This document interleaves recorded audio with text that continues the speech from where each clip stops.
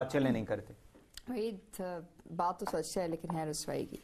مسئلہ دراصل یہ ہے کہ پاکستان نے اپنے جتنے بھی جو تعلقات ہیں امریکہ کے ساتھ جو روا رکھے ہیں 14 سالوں میں، خاص طور پہ میں اس سے پیچھے نہیں جاتی ہوں، اس کی جو بنیاد ہے آپ نے صرف 1 یا 2 پوائنٹس کے اوپر تھی، یعنی کہ ٹیررزم کے خلاف یعنی دہشت گردی کے خلاف مہم جوئی کی وجہ سے، یا آپ نے اس کو سیکیورٹی میٹرکس میں دیکھا. ہمارا سب سے بڑا مسئلہ یہ رہا ہے کہ ہم نے اپنے اس تعلق کو ٹرانسلیٹ نہیں کیا ان ایکشنیبل لانگ ٹرم کہ جی ہم چاہتے کیا ہیں. کیوں؟ اس کی دیکھیں، اب آپ جب اس کا انڈو یو ایس جو defence trade and investment initiative ہے، اس کے مطابق تقریباً ان کے 24 سے زائد جو ہیں ایگریمنٹس ہو رہے ہیں. اس میں سر فہرست ہے $1 بلین کا، جس میں رینیویبل انرجی کے اوپر امریکہ ہندوستان کے اندر انویسٹمنٹ کرے گا. ہمیں وہ کیا کہتے ہیں، $1.2 بلین ہم آپ کو ایڈ دیں گے، لیکن اس کے وہ ساری کی ساری سیکیورٹی کنڈیشنالٹیز آپ پہ لگاتے ہیں. دوسری طرف پھر انہوں نے کہا جی ڈیفنس کوآپریشن اینڈ ہائی کیا کہتے ہیں ایکسلریٹرز اینڈ ڈیفنس پارٹیکلز، ان کے اوپر جو ہے پارٹیکل فزکس کے اوپر جو ہے ہم آپ کے ساتھ تعاون کریں گے. تیسری وہ کہتے ہیں کہ جی اسپیس ریسرچ کے اندر جو مشنز ہیں، یعنی کہ جو نئی سائنسی ایجادیں ہو رہی ہیں ان کے اندر ہم آپ کے ساتھ تعاون کریں گے. چوتھا یہ کرتے ہیں کہ ان کی نیشنل ڈیفنس یونیورسٹیز ہیں، یعنی کہ ان کی جو دفاعی سوچ ہے اس کو تبدیل کرنے کے لیے وہ اس پہ کام کریں گے. تیسرا یہ کر رہے، پانچواں یہ ہے کہ جی جو JVs ہیں یعنی کہ جوائنٹ وینچر پروگرامز ہیں، جوائنٹ وینچر پروگرامز کے اندر انیشیٹوز ڈالیں گے. آپ جب بات کرتے ہیں آپ امریکہ کے اوپر تب یہ تمام زور ڈالیں جب آپ یہ بات واضح کریں. یہ نہیں ہے کہ ہندوستان کی یونیورسٹیز آپ سے بہت آگے ہیں، ایسی کوئی بات نہیں، وہ آپ کے برابر ہی ہیں، مطلب آپ کے پروگرامز بائی اینڈ لارج ایک جیسے ہی ہیں.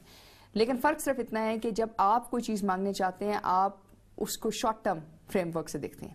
حکومت بچنی چاہیے، رجیم بچنی چاہیے، یہ چیزیں ہونی چاہیے. آپ اس کو ٹرانسلیٹ نہیں کرتے ہیں اپنی قوم کے مفادات کے اوپر. قومی مفادات آپ کے وزارت خارجہ جو ہے اس کے اوپر کوئی مطلب پازیٹیو کانکریٹ ایکشن نہیں لیتی. آپ اپنی منسٹری سے کوآرڈینیٹ نہیں کرتے. اس میں پھر کیا ہوتا ہے، آپ کے پاس رہی صحیح ایک منسٹری آ جاتی ہے جو ڈیفنس منسٹری آ جاتی ہے. ظاہر ہے وہ اپنی جو ہے گراؤنڈ پوزیشن ہے اس کے مطابق جو ہے پوزیشننگ ہوتی ہے، اور وہ آپ کا ایک پوائنٹ جو that is the only point of agenda جو ڈسکشن کے اوپر آتا ہے. یہ آپ کے لیے لمحہ سوچ بھی ہونا چاہیے اور لمحہ فکریہ بھی ہونا چاہیے. اس لیے نہیں کہ سمبولک وزٹ ہے، اس لیے نہیں کہ اوباما نے آپ کو پیچھے چھوڑ دیا، اس لیے نہیں کہ وہاں انڈین مارکیٹ ہے یا نہیں. بات یہ ہے کہ آپ نے اپنے ملک کو ترقی کی گراہ پہ گامزن کرنے کے لیے کتنے ایریاز کو انٹرنلی شارٹ لسٹ کیے، پھر ان ڈپارٹمنٹس کو سپورٹ کرنے کے لیے آپ نے کیا کیے.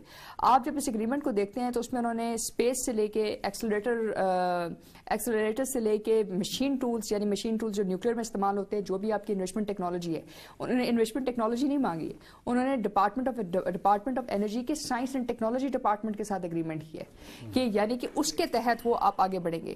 جب ہم اگریمنٹ کرتے ہیں ہم پورا کا پورا پلانٹ مانگتے ہیں، ہم R&D نہیں مانگتے ہیں. تو یہ جو فرق ہیں، یہ فرق آپ کے لیے سوچنے کی ضرورت ہے. یہ صرف اس بات میں نہیں. ٹھیک ہے، دفاعی اعتبار سے آپ ہندوستان کا مقابلہ بھی کر سکتے ہیں، آپ اس سے بھی بڑی طاقت کا مقابلہ کر سکتے ہیں کیونکہ آپ ایک ایٹمی ریاست ہے، آپ جانتے ہیں کہ آپ نے کیا کرنا ہے. لیکن جب آپ نے اپنے ملک کو 5 سال بعد یا 10 سال بعد کسی جگہ پہ دیکھنا ہے تو آپ کو اپنی ابھی سے پلاننگ کرنی پڑے گی کہ اس میں آپ کیا کریں گے. امریکہ کی سب سے بڑی پوزیشننگ کیا ہے اس وقت؟ اس کی پوزیشننگ یہ ہے کہ اس وقت وہ نمبر 1 ہے دنیا میں ان R&D ریسرچ اینڈ ڈیولپمنٹ میں. اس کے بعد چین ہے، اس کے بعد روس ہے.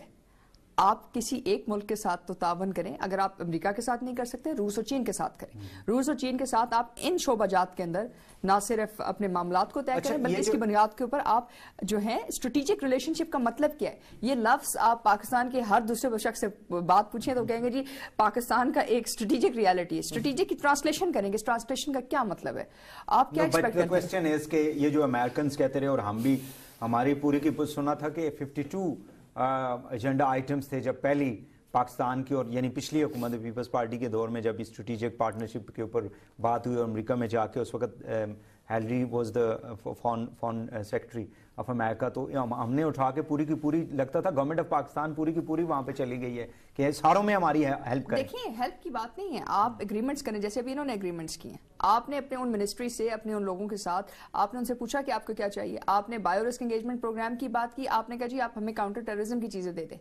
آپ نے کہا جی بایو ٹیررزم کی تھریٹ کی دے دیں, آپ نے ویکسین ڈیولپمنٹ کی چیز نہیں مانگی. آج آپ کے ملک میں مختلف طریقے کے جو ہے ہیلتھ کرائسس ہیں, ان ہیلتھ کرائسس کے لیے اگر آپ جو چیز ہیلپ لے سکتے تھے یا آپ ڈیولپمنٹ کرتے یا کوآپریشن کرتے تو ویکسین ڈیولپمنٹ میں کرتے. یو ہیو ٹو بی کیا کہتے ہیں ویری کلیئر کہ آپ مانگنا کیا چاہتے ہیں اور امریکہ سے کیا مانگنا چاہتے ہیں. اس کے بعد پھر آپ دیکھیں گے آپ کو کیا دیا گیا یا نہیں دیا گیا.